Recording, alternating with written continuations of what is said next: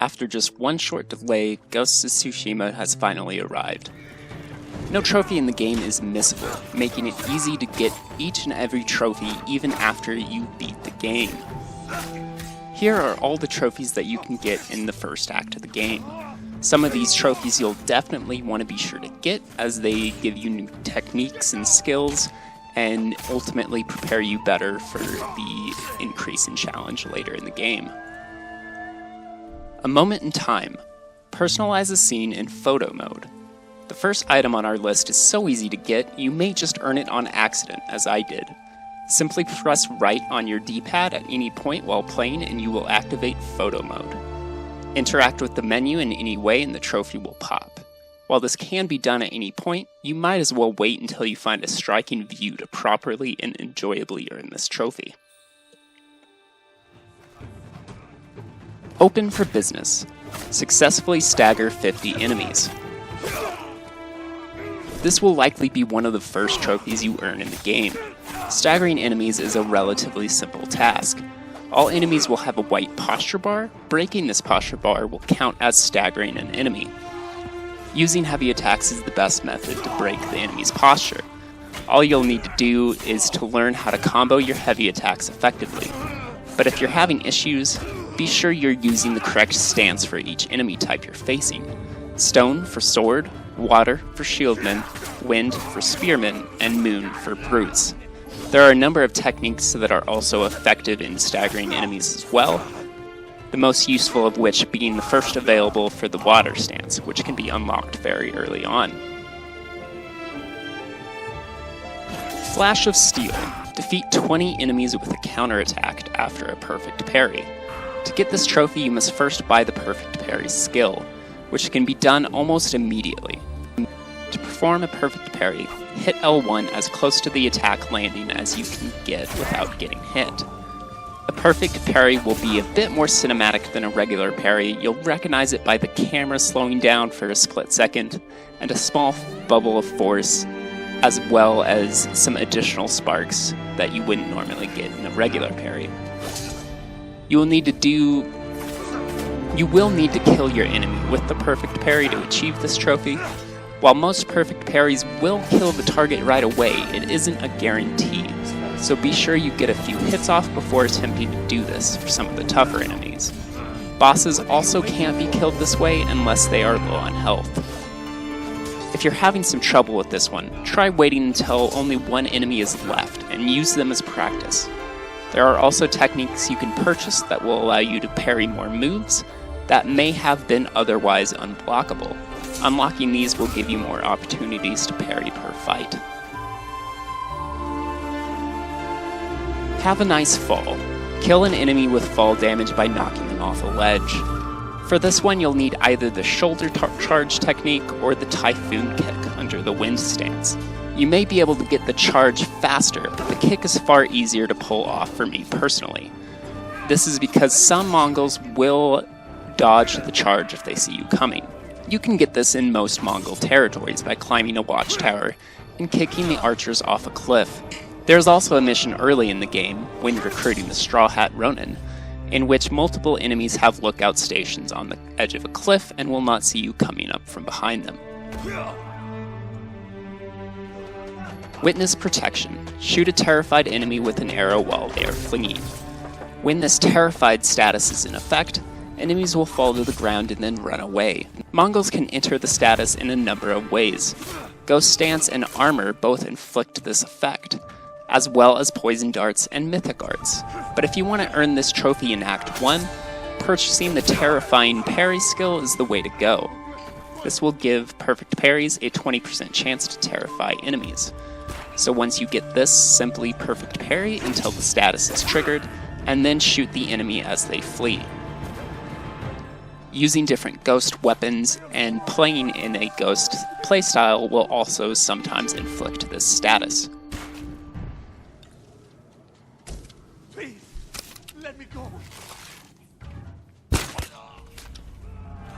The next 3 trophies will require you to visit Mongol territories. Quick Study. Learn the stone, water, wind, and moon combat stances. To unlock new stances, you will need to observe and/or kill Mongol leaders. Mongol leaders can be found in Mongol territories and in some select tales. Some of the smaller Mongol territories don't always have leaders, but most do. If you use stealth to approach the leader and observe them before engaging, you will earn an additional point towards a stance. So if you take this approach, you will cut the time it takes you to unlock each stance by half. But if you don't, no need to fret. There are still enough leaders in Act 1 to unlock every stance relatively easy. I personally mostly killed them, and I unlocked the stance at about 12 occupied areas, as I had also gotten some through tales. Mongol territories can be found by freeing prisoners on the roadside, following smoke on the horizon, or birds will occasionally lead you to them. And of course you can always find them just by stumbling across them. The next two, Hero of the People and Fight for the Isle, require you to liberate territories. The first only requiring you to liberate 12, the latter requiring you to liberate all of them. If you're having difficulty finding all of them, completing the last mission of Act 1 will make these visible on your map. It will only make larger areas visible, so for smaller areas, just make sure that you head for any large patches of fog still on your map. Every trick in the book. Acquire all throwable ghost weapon techniques. Earning this will require you to increase your merit status, the title that comes with your XP rank. It's just a matter of earning XP, which many activities grant. The best way of doing this quickly is by seeking out tales with the best legend increases first, as well as liberating occupied areas. But simply engaging with everything the world will offer will get you there long before you're finished with Act 1. As you rank, you'll be able to select new throwable ghost weapons. Once you have selected them all, purchase the firecracker with 1 skill point and you will have the trophy.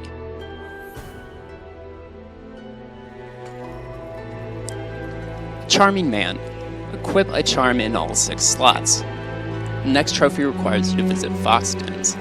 There are more than enough fox dens within the first area to earn this. All you'll need to do is to follow every fox you see. If you're having trouble finding foxes, try playing with headphones on. Foxes are always very audible, and with headphones you'll be able to tell the direction they're in as well. Occasionally, you will also overhear villagers discussing locations of dens. If you hear a fox but miss them, don't fret, they will usually show up as a question mark on your map if you get close enough. And if you even discover the den but are unable to follow the fox at that time, it'll just outright mark the den on your map, rather than it just being a question mark. After you have found enough fox dens to maximize your slots, all you need to do is equip charms. Charms can be earned a multitude of ways, but they are plentiful. You won't be short of them. Lost and Found. Discover a Pillar of Honor and collect its sword kit. There are 8 Pillars of Honor in Act 1, but you'll only need to find 1. Since there are only 8, I will show you all 8 now. They can be found organically or by following gold birds. Like foxes, gold birds are also very audible and distinct, so headphones will help you find them if you don't always see them. Also, like foxes, getting near them will place a question mark on your map. Unlike foxes, however, birds take you to many different things. If you're going after tails, there is a pillar in an open field that is impossible to miss near Masako's tail in the upper left corner of Area 1. Slay. Acquire 30 pieces of Vanity gear. If you do find all 8 pillars, engage in tails, and chase after question marks in territories, you can also earn the Slay trophy within the first act, which simply requires you to acquire 30 pieces of Vanity gear. All pillars will give you sword skins, some tails will reward you with armor and other gear, and special merchants can also be found. You can also find some Vanity gear just out in the open world as well. Gifted. Collect 10 gifts. For this trophy, all you need to do is visit the shrine at the Golden Temple. Whenever you complete objectives or different things within the world, you will occasionally earn gifts. The game will tell you every time that you earn one, and that one will be available at the shrine.